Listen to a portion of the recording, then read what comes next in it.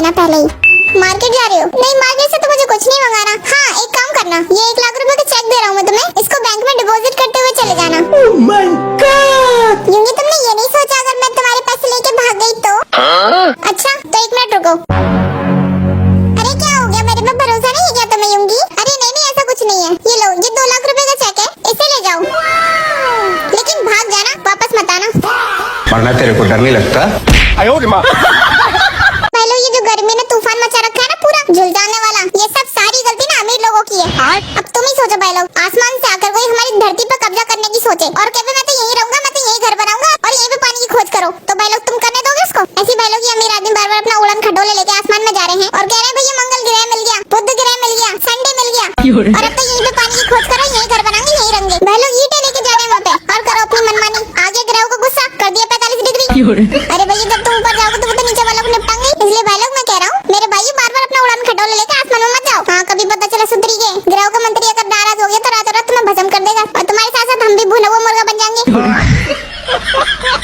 Hello madam, hello, हम सर्वे कर रहे हैं, क्या आप हमें बता सकती हैं कि आप कितनी जिम्मेदार हैं?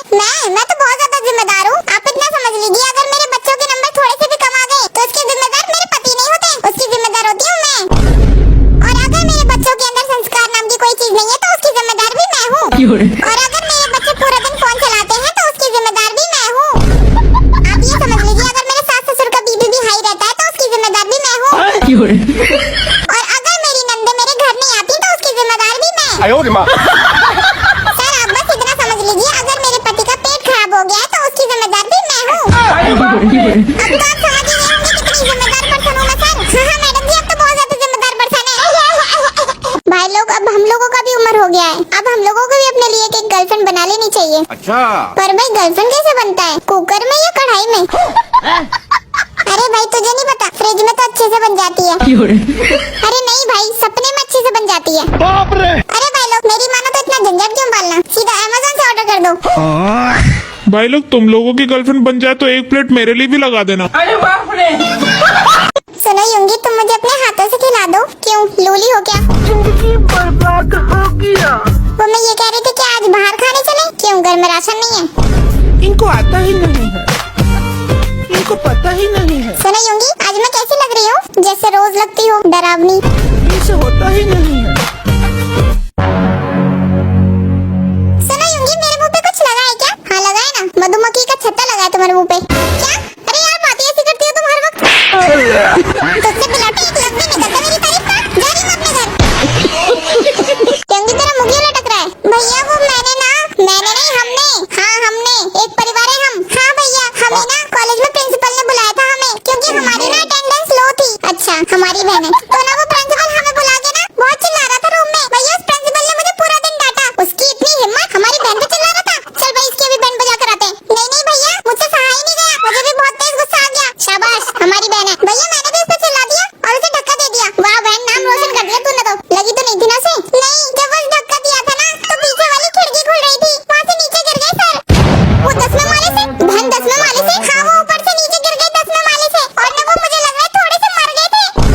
अरे थोड़े से कैसे मरते हैं, वो मुझे नहीं पता, बस वो हिल नहीं रहे थे, नीचे गिर गए। अच्छा तू ये बता, तुझे किसी ने देखा तो नहीं ना? नहीं, रूम में तो बस मैं और सर ही अकेले थे, कोई नहीं देख पाया हमें। हाँ ठीक है भाई, ये बात किसी को मत बताइयो। नहीं भाई, ये तो परिवार के अंदर रहेगी बात। भैया मुझे ना फिर बहुत डर लग गया, तो मैंने पता है क्या किया, वहीं पर ना सर का फोन टेबल पर रखा हुआ था, मैंने ना उस फोन से हॉबी भाई को 8 मिस कॉल मार दी।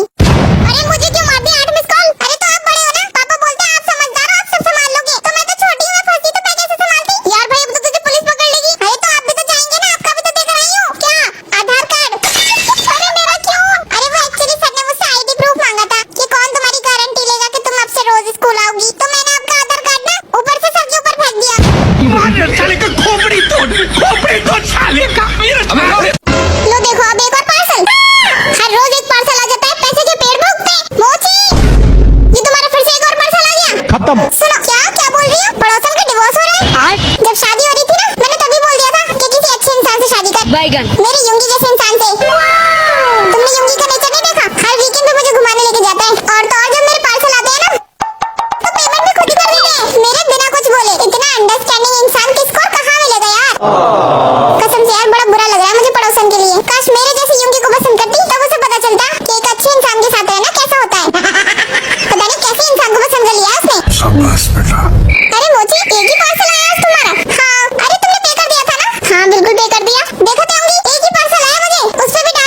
मेरे हिंदी के सही एग्जाम सबको मिले। मैंने कर्म करे गलत कर्म करे। गुड मॉर्निंग, उठ गया? चलिए अब जल्दी से उठ जाइए, ब्रेकफास्ट कर लीजिए। अबे ओ पति की औलाद, तुझे क्या लगा तुझे मैं इतनी प्यार से उठाऊंगी? 11 बज रही है, कोई समय उठने का? उधर तुम्हारे घर वाले मेरे कपड़ों का फैशन देखकर तड़पड़ा उठे। उठकर संभालो उन्हें। नॉनसेंस। मोची तुम पागल हो गई हो क्या? किसी को कुछ भी बोल देती हो। मेरी माँ ने सिखाया था, ऐसी बानी बोलिए कि जमकर झगड़ा होए, सुनने वाला भी 4 दिन सिसक सिसक के रोए, वरना लड़ने का क्या फायदा। मुझे अगर किसी ने काम के लिए बोला ना तो मैं इसकी खाल खींच के रख दूंगी। पहले से समझा लो अपने घर वालों को। अरे अरे देखो तो बहू की तो कैची जैसी जबान चलती है, कितना बोलती है। मम्मी जी, बहू तो सब कुछ सुनकर सह लेती है, लेकिन जब बहू बोलती है तो किसी में सहा नहीं जाता। ऐसा क्यों? तुम दिन भर घर में रहती हो फिर भी घर साफ नहीं है। ओह अच्छा, बिलौटे। उस हिसाब से तो तुम भी दिन भर ऑफिस में काम करते हो, फिर हम अभी तक अमीर क्यों नहीं है? करोड़पति। यूंगी, चल एप्लीकेशन सुना। मैडम जी कौन सी एप्लीकेशन सुनाऊं? तो छुट्टी के ऊपर सुना दे। मैडम जी आप छुट्टी देती कब हो? जो छुट्टी की एप्लीकेशन सुनाओ। अरे तो बुखार की एप्लीकेशन सुना दे। मैडम जी मुझे बुखार नहीं आता, तो बुखार की एप्लीकेशन क्यों सुनाऊं?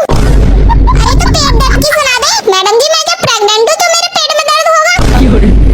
अच्छा तो एक काम कर, अपने बड़े भाई की शादी के ऊपर सुना दे। मैडम जी मेरा तो कोई बड़ा भाई नहीं है, घर में तो सबसे बड़ा मैं हूँ। अरे तो अपनी बहन की शादी के ऊपर सुना दे। मैडम जी बहन की शादी तो 2 साल पहले हो गई, इसके ऊपर क्यों सुनाऊं? अच्छा तो चल एक काम कर, तो अपने मामा के घर जाने की एप्लीकेशन सुना दे। मैडम जी मामा के घर जाने की एप्लीकेशन नहीं सुना सकता, क्योंकि हम अपने मामा के घर नहीं जाते हैं, उनसे मेरे मम्मी पापा की लड़ाई हो गई है। अरे तो अकल से पैदल बिलौटे, जो तुझे आती है वही सुना दे। मैडम जी मुझे तो सारी एप्लीकेशन आती है, आप बताओ मैं कौन सी सुनाऊं?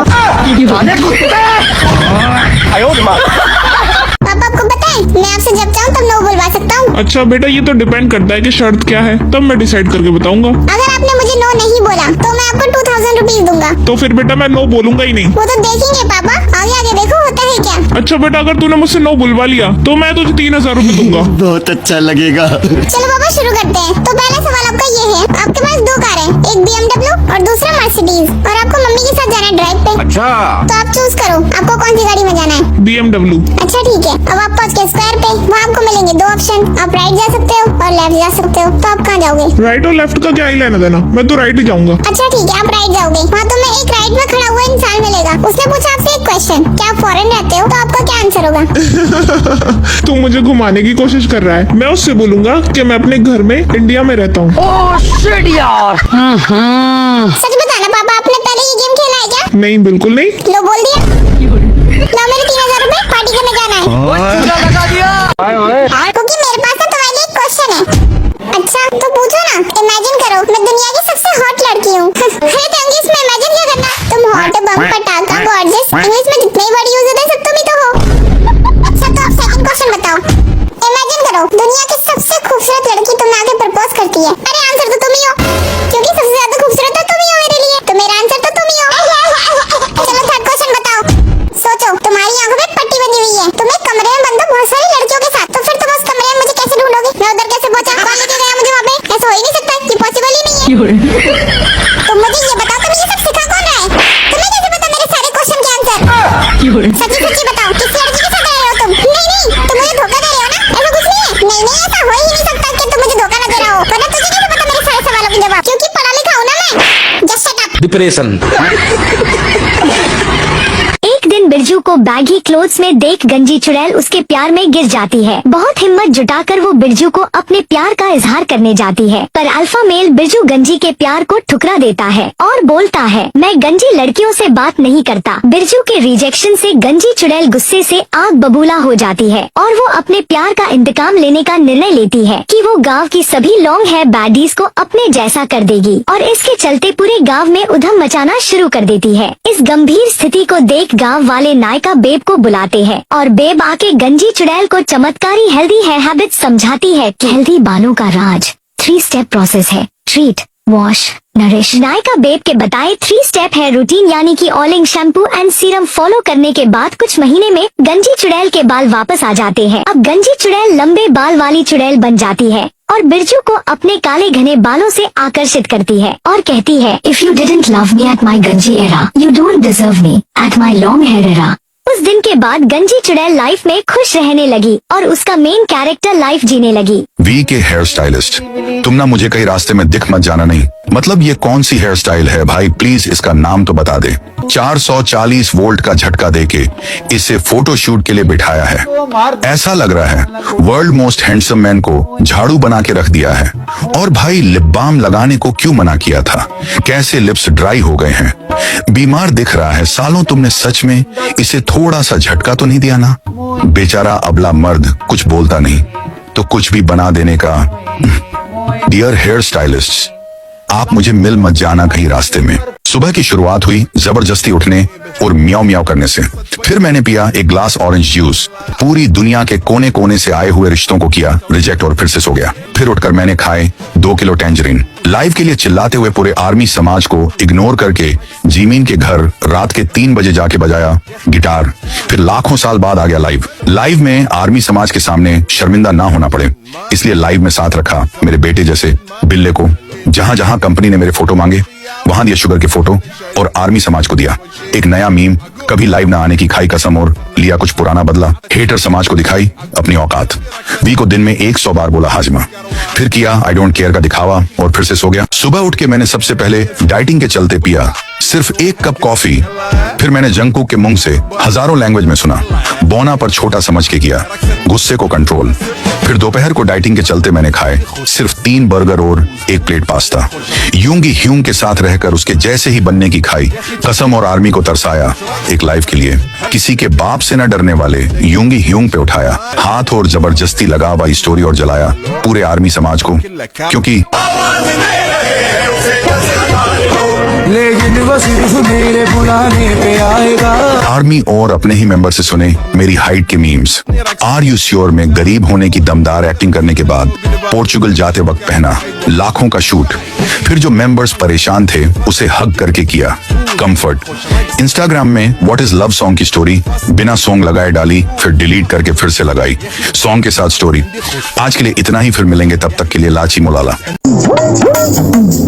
सुन कुकी बेटा, तुझे पता है मैं गायब होने वाला हूँ। अरे क्यों पापा, कर्जा ज्यादा हो गया क्या?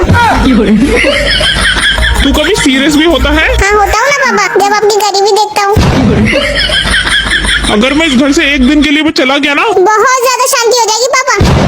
बाप रे, अरे खतरनाक लोग हैं। अरे पापा आप कहाँ चल दिए, कहाँ जा रहे हो? मैं इस घर को छोड़ के जा रहा हूँ अभी और इसी वक्त। अरे सॉरी पापा सॉरी, मुझे नहीं पता था आपको मेरी बातें इतनी बुरी लगेंगी। आप मेरे कहने पे घर छोड़ के चले जाओगे, वरना तो मैं पहले ही बोल देता।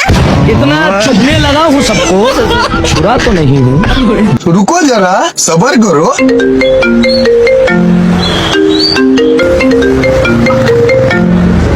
हेलो हेलो पापा, आप कहाँ पहुँच गए पापा? मैं तो रोड पर आ गया। क्या पापा आप रोड पर कब आ गए? बेटा मैं तो रोड पर उसी दिन आ गया था जब तू मेरे घर में पैदा हुआ था। वक्त बदल दिया, जज्बात बदल दिए, जिंदगी बदल दी। गजब बेइज्जती है। और देखना ये हमेशा मेरी गलती निकालती रहती है, अपनी गलती नहीं दिखाई देती है इसको। अरे बहू, जब तुम्हारी गलती है तो तुम अपनी गलती क्यों नहीं मानती हो? हमेशा मेरे ही बेटे को क्यों गलत ठहराती रहती हो? अच्छा कुकी, मुझे एक बात बताओ, मुझे यहाँ लेकर कौन आया था? मैं लेकर आया था। और मैं प्यार किससे करती हूँ? मुझसे करती हो। अच्छा, और मैं बीवी किसकी हूँ? मेरी बीवी हो। अरे तो कुकी फिर गलती किसकी हुई? अरे पापा मेरी गलती है। अबे निकम्मे बीबी के गुलाम, निकल जा मेरी आंखों के सामने से। ख्याल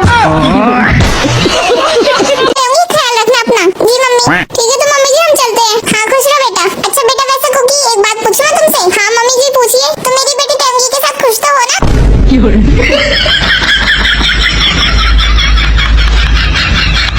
मम्मी, आदमी तो शादी खुश रहने के लिए करता है, लेकिन एक बात मैं आपसे जरूर कहूंगा कि आपकी बेटी एक नंबर की कामचोर है। इसे कोई एक काम भी करना नहीं आता है। खाना बनाना तो छोड़िए, इसके मुंह से घर का खाना नहीं उतरता है। अरे मम्मी जी एक कमी हो तो बताओ, कमियों का तो सैलाब है, भंडार है। बिल्कुल सही कह रहे हो बेटा, तुम्हारी बात से ना मैं 100% सहमत हूँ बेटा। इसकी इन्हीं कमियों की वजह से तो इसे कोई अच्छा लड़का नहीं मिल पाया। ठीक है तो मैं चलता हूँ मम्मी जी। हाँ बेटा ठीक है, चलो अब यही खड़ी रहोगी। भाभी जी तुम्हारा पति ना तुम्हें धोखा दे रहा है, किसी और लड़की से कॉल पे बात करता है वो। अरे तुम पागल वागल हो गए क्या? कैसी बातें कर रहे हो? मेरे पति मुझसे बहुत ज्यादा प्यार करते हैं, वो मुझे कभी धोखा नहीं दे सकते। अगर आपको यकीन नहीं आ रहा ना तो आप अभी कॉल लगा के देख लो, उसका बिजी आएगा नंबर। हाँ रुको अभी कॉल लगा के देखती हूँ। अभी दूध का दूध और पापे का पापे हो जाएगा। अभी भाई जल्दी जल्दी हाथ चला ले, पैसे नहीं दूंगा अगर हल्के हल्के काम करा तो। हाँ हेलो जिनू बोलो, जल्दी से काम पर हूँ मैं। क्या कर रहे हो तुम? अरे बताया तो काम पर हूँ मैं। ले देख लो कहाँ बिजी बता रहा है नंबर। रुको भाभी जी अपने फोन से करके दिखाता हूँ तुम अभी। और अभी तो रुको। ये देखो, आपके द्वारा डायल किया गया नंबर अभी व्यस्त है। तुम किसी दूसरी लड़की से बात करो, किससे बात करो मुझे भी बताओ। अरे पागल, तुमसे ही तो बात कर रहा हूँ मैं। तुम अगर किसी दूसरी लड़की से बात नहीं करते तो तुम्हारा नंबर बिजी क्यों बता रही है? अरे तुम पागल हो गई हो क्या? तुम्हारी कॉल चल रही है इसलिए तो बिजी बता रही है वो। मैं बहुत ज्यादा पढ़ी लिखी हूँ, मुझे पागल बनाने की कोशिश मत करना। मुझे सच सच बताओ किससे बात कर रहे हो तुम? क्या करूँ मैं इसका? तुम तो घर आओ, तुम्हारी तो हड्डी पसली तोड़ूंगी मैं। अबे इस 7वीं फेल को कहाँ से ले आया? कपड़े तो मॉडर्न पहनेगी, लेकिन सोच अभी भी गाँव। देखो कि अपनी महारानी को कैसे बैठी हुई है। ये एक कप चाय भी बना के दे दी है हमें। ऐसा है, मैं तो इनसे कुछ कहती ही नहीं हूँ। वो तो मेरे घर वालों ने मुझे समझा के भेजा है। मैं तो हीरोइन, ज्यादा ड्रामा करने की जरूरत नहीं है। ये डरता होगा तुझसे? ये मैं नहीं डरने वाली किसी से भी। अरे रुक जाओ मम्मी जी, सिर्फ यही नहीं, पूरा खानदान डरेगा मुझसे, साथ में तुम भी। और हाँ, मैं तुम लोगों से कुछ बोल ही रही तो इसका मतलब ये नहीं कि तुम मुझे डरपोक समझोगे। ओ हेलो सुन, तेरा मायका नहीं है यहाँ पे, ससुराल है ससुराल। मेरे सामने मेरे घर में घूंघट करके रहा कर, समझी तू? अच्छा मम्मी जी, मायका तो आपका भी नहीं है, तो आप भी घूंघट करके रहा करो। हटो यहाँ से। ऐसी बहू ला के रख दी मेरी छाती पे। निकल यहाँ से, नाच पीटी। किताबों में कम ध्यान है, ज्यादा तेरे ख्यालों में है। अच्छा, तभी मैं सोचूं आप इतने नल्ले बेरोजगार क्यों हैं मामू? कंट्रोल मजनू। कितने तेरे करीब था, अरे मामा मेरा गरीब था। हमको सिर्फ फांसी का सजा चाहिए। अरे भाई, तुम्हारे हाथ में ये निशान कैसा है? अरे भाई क्या बताऊं, जब मैं 5वीं क्लास में था ना, तो अपनी बहन के पास 12वीं क्लास में दौड़ा। वहाँ लड़ाई हो रही थी, और तुम्हें तो पता है मैं लड़ाकू बचपन से हूँ। 3 टाके लगे थे मेरे हाथ में, कुछ भी नहीं है। 3 टाके लगे थे, कुछ नहीं है भाई, सच में कुछ नहीं है। मैं अपने बताऊं क्या, बचपन में ना मेरे मामा के लड़के ने मुझे छत से ढकेल दिया था, और आगे से लेके पीछे तक का सर ही फट गया था। 2 टुकड़े हो गए थे, 2 72 टाके लगे थे मेरे। भाई लोग, मैं अपना गिनवाऊं? हाँ गिनवाओ, सच में गिनवा दूं? अरे हाँ, 2 टाके इस हाथ में और 4 टाके दूसरे हाथ में। दोनों हाथ फ्रैक्चर है मेरे, और दोनों टांगों में रॉड लगी हुई है। अरे मुझसे ज्यादा बचपन जिया तुम लोगों ने। अरे भाई ये तो कुछ भी नहीं है, मुझे तो बचपन में किडनैप कर लिया था। एक किडनी निकाली थी मेरी, एक ही किडनी पे जिया हूँ मैं। तुम्हारा भी कुछ नहीं है। मैं अपना बताऊँ क्या? हाँ बताओ ना। ये जो मेरा चेहरा है ना, ये मेरा चेहरा ही नहीं है। बचपन में प्लास्टिक सर्जरी हुआ था मेरा। मैं अपना बताऊँ क्या, तुम लोग विश्वास ही नहीं करोगे यार। अरे